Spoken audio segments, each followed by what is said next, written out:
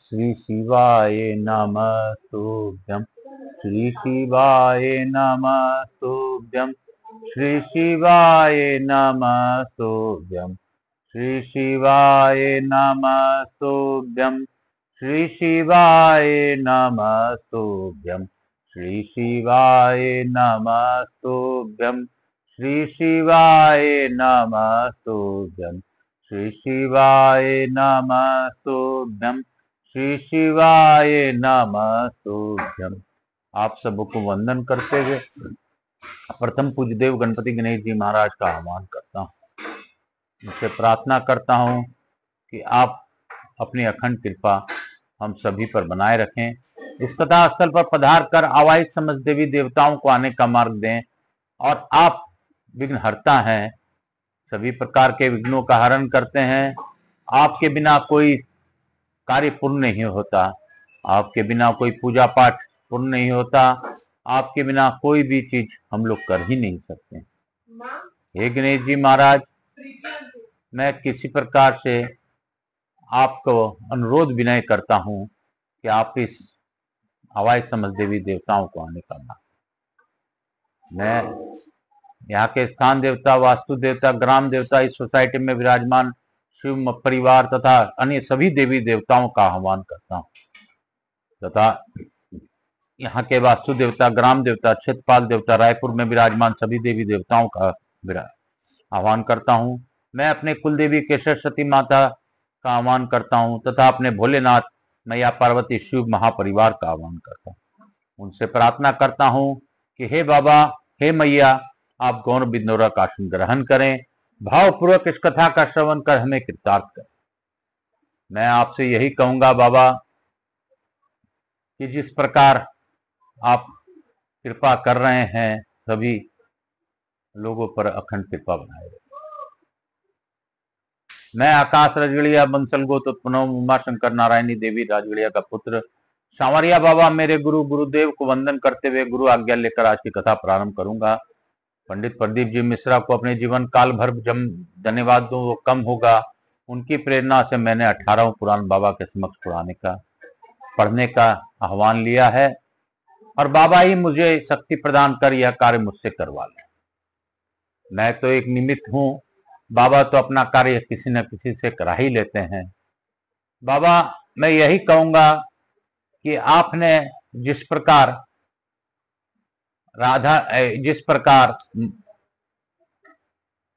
मीरा ने विष पीकर आप में समाहित हो गई थी, उसी प्रकार हम लोगों को भी भक्ति प्रदान कीजिए।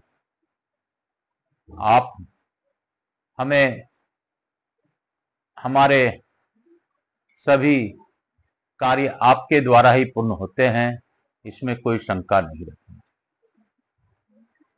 मैं आपसे प्रार्थना पूर्वक निवेदन करते हुए सभी देवी देवताओं को मनन करते हुए आज की कथा प्रारंभ करने की आज्ञा चाहता हूं। कल हम लोगों ने पढ़ा था, पितरलोक प्रसन्न होकर मनुष्यों के प्रज्ञा, पुष्टि, समृद्धि, मेघा, राज्य तथा आरोग्य प्रदान करते हैं। पार्वती, इस प्रकार सरस्वती और समुद्र के संगम पर मनुष्य के विधि पूर्वक श्राद्ध करना चाहिए। बोलो शंकर भगवान की जय। महादेव जी कहते हैं, जो मनुष्य अमावस्या को दूसरे का अन्न खाता है, उसका महीने भर का किया हुआ पुण्य अन्नदाता को मिल जाता है। अयन आरंभ के दिन पराया अन्न भोजन करें तो 6 महीने का और विष्णु काल में प्रांत भोजन करने पर 3 मास का पुण्य चला जाता है। यदि चंद्र ग्रहण और सूर्य ग्रहण के अवसर पर मनुष्य भोजन करे तो 12 वर्ष से एकत्र किया हुआ सब पुण्य नष्ट हो जाता है। संक्रांति के दिन दूसरे का अन्न ग्रहण करने पर महीने भर के अधिक समय का पुण्य चला जाता है। आज श्राद्ध, एकादशा श्राद्ध में प्राय अन्न भोजन करने पर 3 वर्ष का पुण्य चला जाता है। मासिक श्राद्ध में भोजन करने पर 8 वर्ष का और 6 माही श्राद्ध में भोजन करने से आधे वर्ष का पुण्य नष्ट हो जाता है। जो अस्थि संजय चयन श्राद्ध में दूसरे का अन्न खाता है, उसका जन्म भर का पुण्य चला जाता है। जो मरे हुए मनुष्य की सैया का दान लेता है, जो वेदाध्ययन को बेचता है तथा जो ब्राह्मण का धन हड़प लेता है, ऐसे लोगों को शुद्धि कभी नहीं होती। एक मासा स्वर्ण, एक गाय अथवा आधी उंगुल भूमि भी जो चुराता है, वह प्रलय काल तक नरक में रहता है। ब्रह्म हत्या, मदिरापान, दरिद्र के धन का अपहरण, गुरु पत्नी गमन तथा स्वर्ण की चोरी, ये पाप स्वर्ग में बैठे हुए पुरुषों को भी नीचे गिरा देते हैं। चिता के काश समूह का और वेद बेचने वाले ब्राह्मण का स्पर्श करके स्नान करना चाहिए। वेद बेचने वाला पुरुष द्रव्य के लिए जितने वेदाक्षरों का उपयोग करता है उतनी बाल हत्याओं को प्राप्त होता है। जो वेद की शिक्षा लेकर उसके बदले में ब्राह्मण को दान देता है वह पहले नरक में जाता है, उसके बाद वह ब्राह्मण भी नरक में गिरता है। वेदज्ञ ब्राह्मण भी यदि बलि वैश्वदेव नहीं करता तथा अग्निहोत्र आदि ग्रह कर्म से अलग रहते हैं, उन्हें शूद्र ही जानना चाहिए। जिन ब्राह्मणों ने अध्ययन नहीं किया है, जो अग्निहोत्र से रहित तथा अपने आचार से हीन है, वे सभी शूद्र जाति के हैं। जो छया के दिन श्रद्धा पूर्वक पिता का श्राद्ध नहीं करता वह मनुष्य द्विज होने पर भी शूद्र के ही समान है। जो ब्राह्मण मृतक श्राद्ध, सूर्य ग्रहण, चंद्र ग्रहण, गज छाया और सूतक में भोजन करता है उसके साथ शूद्रोचित बर्ताव करें। ब्रह्मचारी, सन्यासी, शिल्पी तथा यज्ञ दीक्षित पुरुषों को एवं यज्ञ विवाह तथा सत्र में कभी सूतक नहीं लगता। शिल्पी, नट, दूत और सुदखोर ब्राह्मणों के साथ शूद्रोचित बर्ताव करना चाहिए। जो निषिद्ध कर्मों में संलग्न पाखंडी, दुष्कर्मी और पापाचारी हो वह ब्राह्मण शुद्ध के समान माना गया है। बिना स्नान किए भोजन करने वाला विष्ठा भोजन करता है। बिना जप किए खाने वाला पीप और रक्त खाता है। बिना हवन किए आहार करने वाला कीड़े खाता है। और देवता, अतिथि आदि को दिए बिना भोजन करने वाला पुरुष मानो मदिरा पीता है। राजा का अन्न तेज हर लेता है। शुद्ध का अन्न ब्रह्म तेज को नष्ट कर देता है। सुनार का अन्न आयु और चमार का अन्न यश ले लेता है। कारीगर का अन्न संतान का नाश करता है। धोबी का अन्न बल को छीन करता है। किसी समूह या संस्था का अन्न तथा वेश्या के अन्न स्वर्ग आदि पुण्य लोक से भ्रष्ट कर देता है। वेद का अन्न पीव व भी चारणी स्त्री का अन्न वीर आदि ब्याज लेने वाले विष्ठा और हथियार बेचने वाले का अन्न मल के समान त्याज है। ब्राह्मण मांस, लाख और नमक बेचने से तत्काल पतित हो जाता है और दूध बेचने से 3 दिन में शूद्र के समान हो जाता है। रस को रस से बदलना चाहिए किंतु रस देकर नमक नहीं लेना चाहिए। पके अन्न को कच्चे अन्न से बदला जा सकता है। तिल को उसी के बराबर धाने से बदलना चाहिए। जो ब्राह्मण तिलों से भोजन, उपटन और दान की से भिन्न कोई दूसरा व्यापार आदि कर्म करता है वह कीड़ा होकर अपने पितरों के साथ कुत्ते की विष्ठा में डूबता है। वह स्वर्ण, घोड़ा और पृथ्वी और तिल का दान लेने वाला ब्राह्मण यदि विद्वान न हो तो वह उसे ग्रहण करके काष्ठ की भांति जल जाता है। दान में लिया हुआ स्वर्ण, आयु का तथा रत्न अपने शरीर, पुत्र, पौत्र, प्रपौत्र, दोहित तथा कुल में होने वाले अनेक पुरुषों का नाश कर देता है। 5 योजन के भीतर भी यदि अपने गुरु का आगमन सुनाई पड़े तो उनकी अपेक्षा न करें। मनुष्य सदा सत्पात्र को ही दान दे। जो कहीं दान दिया जाता है वह देखकर लोभवश उसे मांगने लगे तो विद्वान पुरुष उसे दान न दे, क्योंकि लोलुपता या चापलता अच्छी नहीं होती। यदि ब्राह्मण रस का विक्रय त्याग दे तो उसे सौभाग्य की प्राप्ति होती है। मांस का त्याग करने से संतान की आयु बढ़ती है। क्षीर और वत्कल धारण करने से वस्त्र और आभूषण प्राप्त होते हैं। सच बोलने से मनुष्य स्वर्ग में क्रीड़ा करते हैं।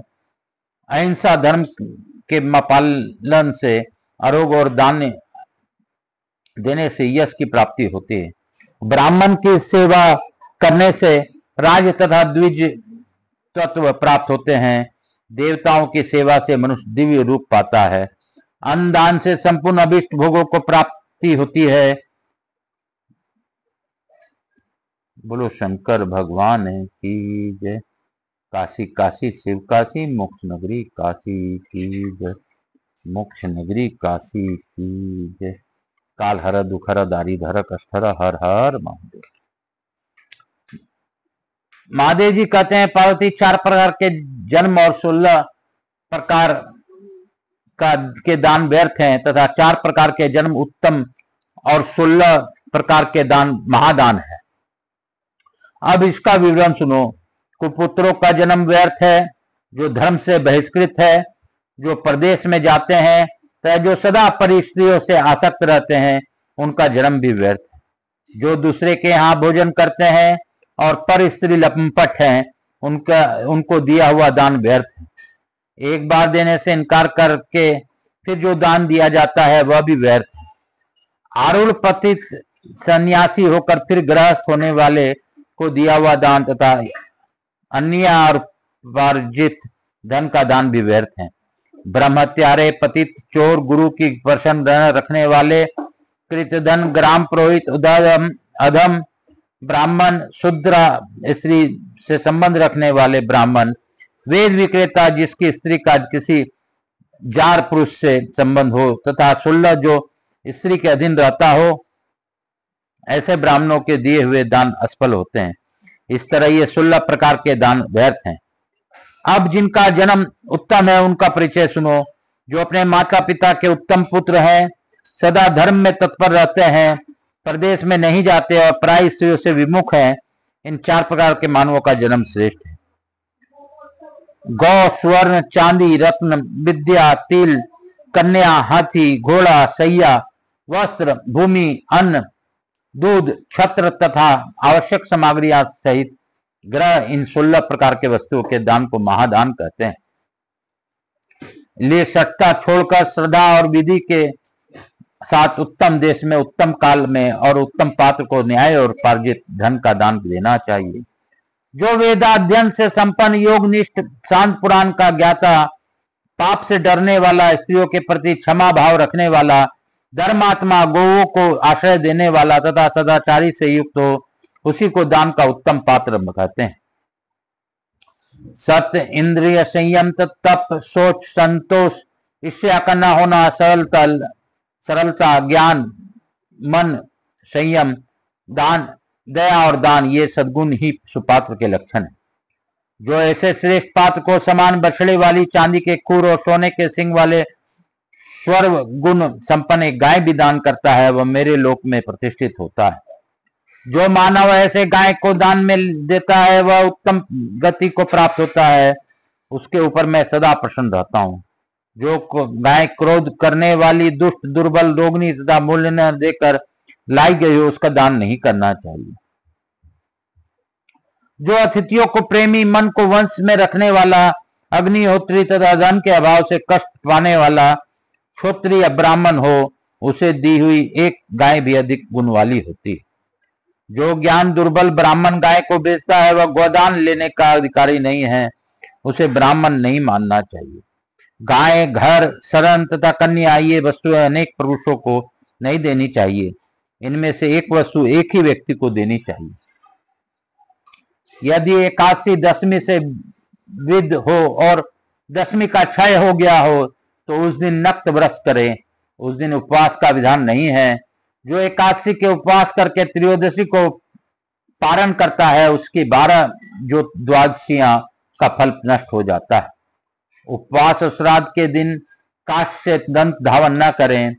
दर्श, पुनर्मास तथा पिता का वार्षिक श्राद्ध पूर्व वृद्धा तिथि में ही करना चाहिए।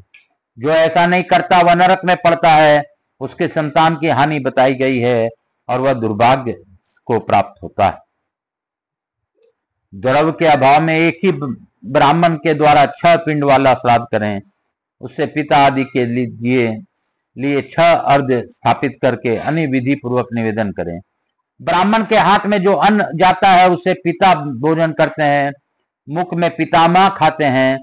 तालु भाग में स्थित होकर पर पितामह उस अन्न को ग्रहण करते हैं। ब्राह्मण के कंठ में मातामह, हृदय में परमातामह और नाभि में वृद्ध परमातामह स्थित होकर अन्न ग्रहण करते हैं। ब्राह्मण न मिले तो कुश का ब्राह्मण बनाकर रखें और उसके सन्निधान में श्राद्ध कार्य पूर्ण करें।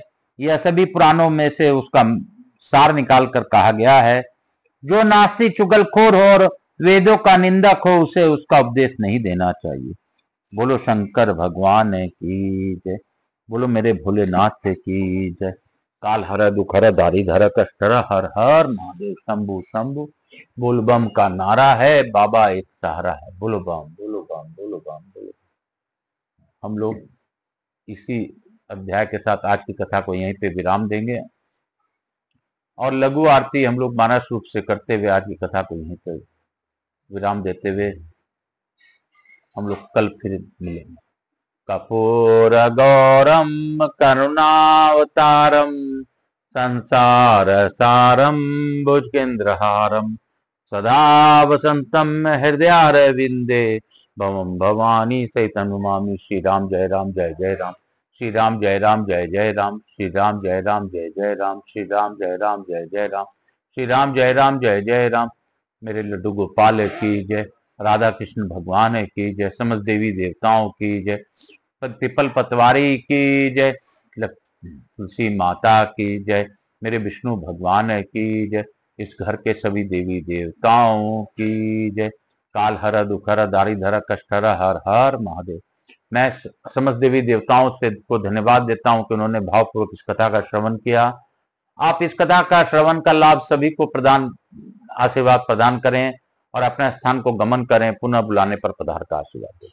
मैं अपने भोलेनाथ मैया पार्वती को विनम्र निवेदन करते हुए प्रथम पूज्यदेव गणपति गणेश जी महाराज, लक्ष्मी जी महाराज, रिद्धि सिद्धि शुभ लाभ कुबेर जी महाराज से अनुरोध करता हूं कि आप सभी लोगों को आशीर्वाद प्रदान कर हमारे यहाँ चिरकाल तक अस्थायी रूप से निवास करें। हवाई समस्त देवी देवताओं को विनती पूर्वक निवेदन करता हूं कि आप अपने अखंड कृपा बनाए। मैं अपने भोलेनाथ मैया पार्वती को धन्यवाद देता हूं कि उन्होंने भावपूर्वक इस कथा का श्रवण किया। आप इस कथा का श्रवण का लाभ सभी को प्रदान करें। जो इस कथा का श्रवण करें उन्हें सुनने का लाभ दें। जो इसमें का सब्सक्राइबर बनते हुए सब्सक्राइबर बनाए और बने, उनके दुखों में उनका साथ दीजिए। हे बाबा, मैं तो सत्य में बहुत ही परेशान हूं और चूंकि आप मेरे पिता पर पितामह और वृद्ध पर पितामह, आपको मैं नहीं कहूंगा तो किसको कहूंगा। दादा को ही पोता हमेशा गोदी में बैठकर मना लेता है। तो मैं आपके यही प्रार्थना करता हूं कि आप तो जानते हैं कि मैं किन कष्टों से घिरा हूं और मेरा कष्ट क्या है क्या नहीं है। मैं अभी किस प्रकार जूझ रहा हूं और आप मुझे अंगुली थाम संभाले हुए। बस आप मुझे संभालते रहें और मेरे इस जूझने में सहायता करें। काल हर दुख हर दारी धर कष्ट हर, हर हर महादेव शंभु शंभु। बोल बम का नारा है, बाबा एक सहारा। इसी के साथ आज की कथा को यहीं पे विराम देते हुए यही कहूंगा, जपा कर तू श्री शिवाय नमस्तुभ्यम। भजा कर तू श्री शिवाय नमस्तुभ्यम। जीवन का है ये सार, श्री शिवाय नमस्तुभ्यम। श्री शिवाय नमस्तुभ्यम। श्री शिवाय नमस्तुभ्यम। हर हर महादेव। काल हर दुख हर दारी धर कष्ट हर, हर हर।